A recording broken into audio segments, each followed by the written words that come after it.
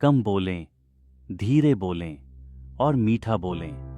हम में से बहुत से लोग यह महसूस करते हैं कि हमें अपनी बात कहने या दिलचस्पी जगाने के लिए लोगों से बात करने की जरूरत है, और यही महसूसता हमें ज्यादा सोचने और ज्यादा बात करने पर मजबूर करती है।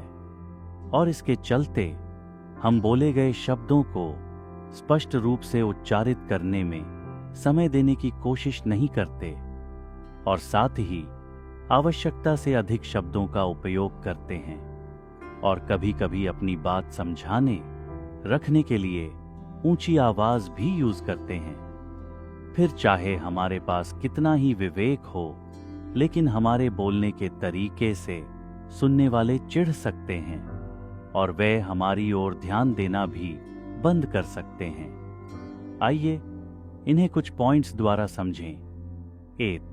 क्या आप किसी बातचीत के दौरान अपनी बोले जाने की स्पीड, शब्दों के चयन और अपने लहजे पर ध्यान देते हैं, या फिर आप महसूस करते हैं कि मुझे कुछ न कुछ तो कहना ही है?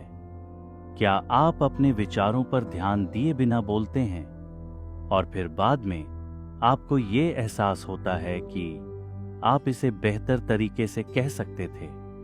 2.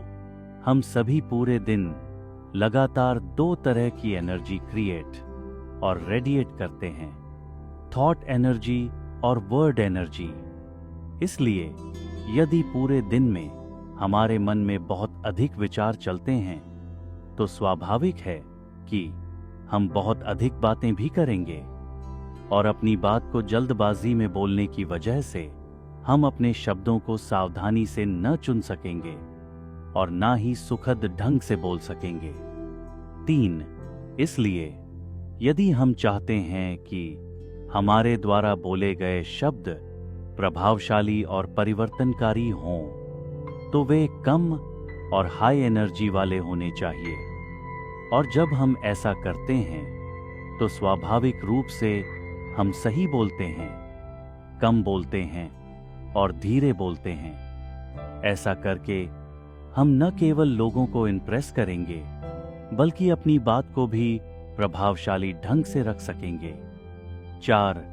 ऐसे शब्द बोलें जो आपके वाइब्रेशन, स्थिति के वाइब्रेशन और आपके आसपास के लोगों के वाइब्रेशन को बढ़ाएं। इसके लिए स्वयं को याद दिलाएं, मेरे द्वारा चुने गए शब्दों से ही मेरी दुनिया बनती है।